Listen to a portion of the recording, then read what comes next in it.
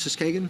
I take it that from your answers that it really doesn't matter whether Cox is a good corporate citizen. You know, there's a lot of talk in your brief and in Mr. Clement's brief.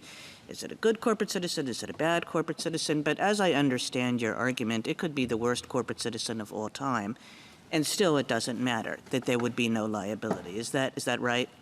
That's correct, but I was making the point earlier about the corporate citizen in response to the question, why would an ISP continue to provide anti-infringement programs if they don't have to? And I was simply saying— Okay, but it's basically irrelevant to the matter at hand, to the liability rule. It is irrelevant, both the invective from plaintiffs and my protestation. You're crowing.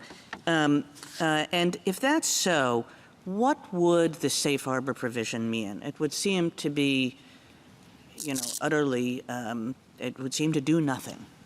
Well, so Your Honor, Congress can— Why would anybody care about getting into the safe harbor if there's no liability in the first place, is I suppose the question. Right. So Congress can adopt a safe harbor for all sorts of reasons. Here, Congress did it to assure service providers at a point in time at which the law was really unknown. Right, but I take your point about how Congress may have thought this was a good thing to do because we don't know what the liability rule is.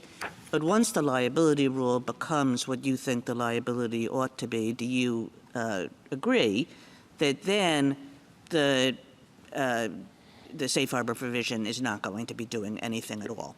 27 years later, the safe harbor provision, by light of this court's ruling that came a generation after the— You agree? Correct, yes, I Okay. agree. Thank you.